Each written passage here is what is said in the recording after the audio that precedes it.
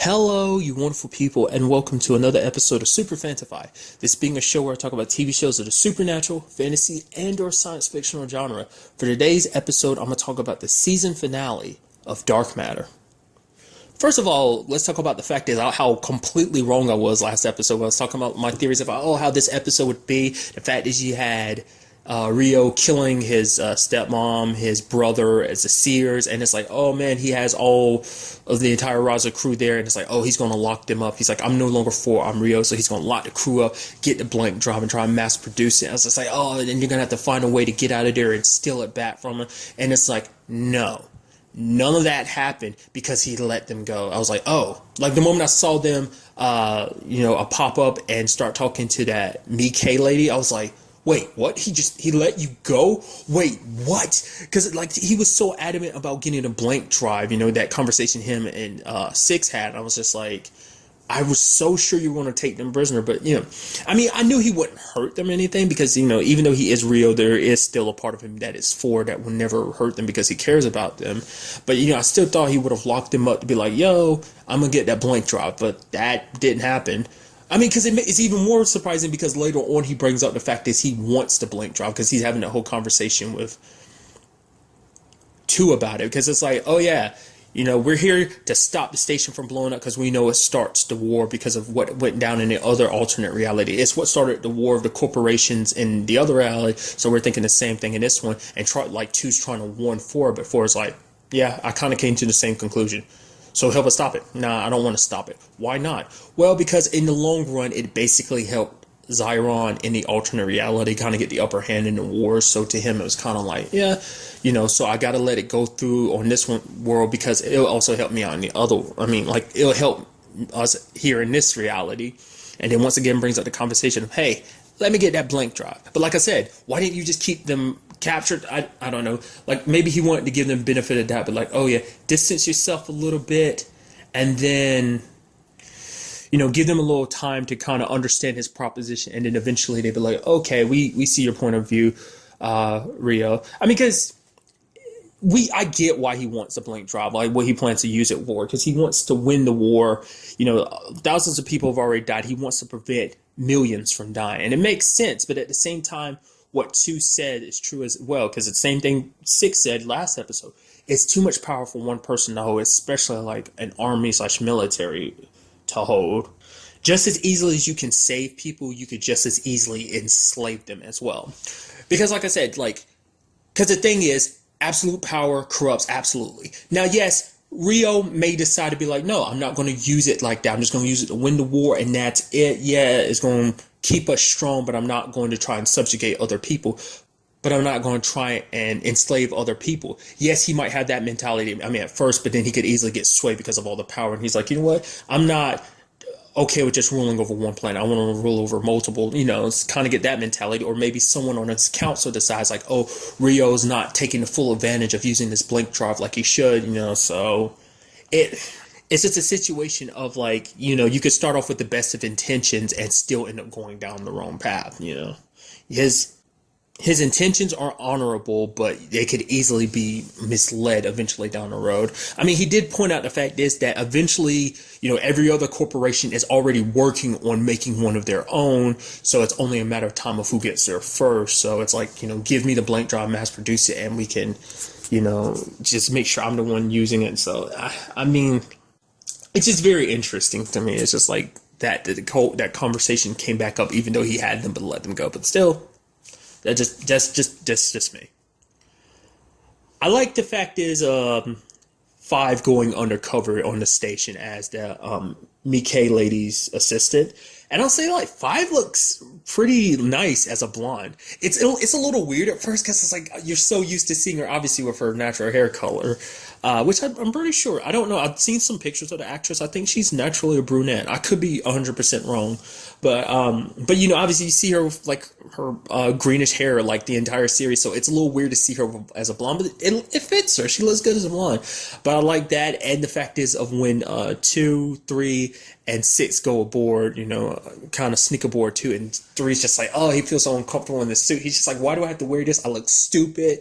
I didn't even want to take this job. And then 2's like, you know what? It's okay. You do this, and then we can go pull off a heist. And he's like, really? She's like, yeah, it could be a heist of your choosing. And it's almost very interesting. It's almost like a mom trying to reward a kid, being like, okay, you go do this thing I'm telling you to do, and I'll give you candy. And he's like, okay, sure thing. So, and then you have Dyson. I think I finally got his character's name down. It's Kirkin. I still kind of just want to refer to him as Dyson, but Kirkin is there on the ship. He ended up capturing Six. Six is like, yo, there's a bomb. You got to believe me. He's like, why would I believe you? You're a traitor and stuff. He's like, but they were going to kill the Raza crew. It wasn't about no trial. They were simply going to kill them. How is that justice, you know? So I don't know. It's very interesting because his character is kind of weird. It's because he is kind of an honorable guy because he is trying to do the right thing. Like, you kind of might not agree with some of the things he does, but the way he treats them is like, well, they are very dangerous, wanted criminals who've done a lot of heinous stuff. So it's understandable for them to be like, yeah, actually, I'm not going to, pull punches when it comes to you. I mean, sometimes it seems like he's a little more lighthearted towards them than he is other times. Other times it seems like he's just kind of like just ready to I don't know, like, I mean, granted, he isn't just outright killing them when he has the opportunity. He is going about it by the book. So he is a dutiful person. So he is trying to abide by the law. But like I said, I find it very interesting that he is a good guy, but he's viewed kind of as a bad guy because he's kind of like impeding the main protagonists, who are bad guys, but they're slowly becoming good guys, so it kind of makes him a bit of a bad guy. You know what I mean? Granted, I mean, by the end of the episode, it looks like he might be dead. That explosion happened, so I don't know. Not unless he miraculously survives it. I don't know. I feel like he was kind of meant to be more, especially because, 3 let him know the truth about the whole, planet exploding because the thing they delivered. So I don't know. I get the feeling maybe they're not going to kill him and that's going to become something else. Like, he's going to survive the explosion. I don't know, because I mean, first of all, the bomb. I'm going to go back to that real quick. The bomb, I kind of already knew it was that Ferris dude from the very beginning. Like, because he was just a little too cagey. I thought it was kind of interesting of, like, why he picked up on, like, 5 at first. Why he was kind of like, oh, like, I mean, obviously, he didn't outright say it because it turns out he was an android, which I was very surprised because I didn't expect him to be an android. Because when I saw him fight and stuff, I was like, oh, and then he, like, covering up his face. I was like, you're not human, are you? And he moves in. I was like, oh my god, he's like 2 because of the nanites. And then she's like, oh, you're an android. I was like, all right, androids have nanites too. It just, in my brain, I instantly went to like, oh, he's just like 2. But, the moment that kept on going on, I was like, it's like, oh, how are they going to sneak the bomb on board? Like, they usually, the specific material that the bomb is made from, it's like, oh, they always scan for stuff like that. And I was like, because it's in somebody, so you wouldn't scan a person's body for it. And I guess because of an android's body, like, whatever device they're using to scan can't cut through their body or something like that. I don't know. Because it turns out the reason why he was acting the way he was because he kind of has an upgrade similar to the androids, where it kind of gives him more of a human personality. So it never came up, but I can only assume it's because he actually kind of liked 5. He immediately saw her and was just struck by her beauty because she's a very pretty lady. So it's just kind of like, that kind of, but I guess he couldn't really formulate the words because, probably for him, emotions might be kind of a new thing and didn't really know how to really express himself just by saying, like, I kind of like you, even though I don't really know you, because you're very pretty, you're very nice. The fact is, because you didn't sell me out when you found out on an android that's upgraded, because I would have gotten, basically killed if someone found me out. And the fact is, you're with Mickey, I always call it that. You're with Mickey and I'm with Ferris, and you could have easily used this as a way of holding it over Ferris. You could have reported it to Mickey, but you didn't. You're just keeping quiet about it. She's like, yeah, I mean, obviously we know why, because the android, why would she turn on this android and not, especially when she has a friend in the same situation as him. But it was kind of sad that the moment I was like, because they were like, oh, there's other ways of getting around this. Like, we could, shut you down. And he's like, no, that's not going to hurt. I was like, literally the entire time, I'm like, well, there's always the spacing you route. And he's like, no, there is a way. And he spaced himself. I was like, yep. Exactly what my brain was thinking. That was kind of sad, but I mean, really, his main reason for doing you could argue it could be for the sake of other people, but mainly it was for the sake of Fi because he liked her and he didn't want her to get hurt. But then she's like, I have a friend that's just like you. You know, it's because you help me out, because you care, because you've got emotions, you care. And so he ended up sacrificing himself to stop it. I mean, kind of pissed that the Ferris guys got away, especially after they kicked Three's ass, like beating him with like, what were those wrenches? That sucked ass. Three's always getting the crap beat out of him, especially lately. I feel like this is the season he's gotten it worse this season. Is that just me? Because now that I'm looking back on the season, he's gotten it the worst, hasn't he?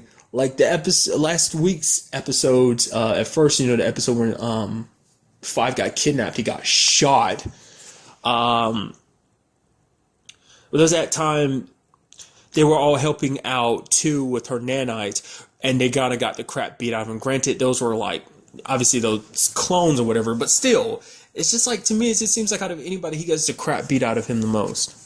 And then also we had, you know, going back with 4, we had him sneaking aboard the Raza, shutting down an android, and it's like, okay, we need to go get the blank drop. I was like, oh, here you go. And then like basically telling Masaki, oh yeah, when it's all said and done, like, you know, if you come across anyone, use non-lethal force. Because like I said, legitimately cares about the crew, so he doesn't want them hurt. And the moment that happened, I was like, I know who's still on board. Nyx is. Because there was that whole conversation earlier, because she overheard him being like, I want you to be my empress. I was like, oh God. Like, and then it ends up coming down to a pretty cool fight, but then it's like, you know, Nyx is like, oh yeah, I can predict your every move. So it's like, I don't have to worry about winning the fight or losing. I've already won because now I've poisoned you. I'm like, son of a bitch. Like, because I'm very curious, like, what's her motivation behind it? Is it purely out of jealousy? Because we found out last week that she had feelings for Rio when they were younger. She was in love with him. So is that still there even now that she's older, but she kept her feelings at bay because she thought he was a traitor? And now that everything's kind of come out, she's like, nope, you've kind of reclaimed your throne.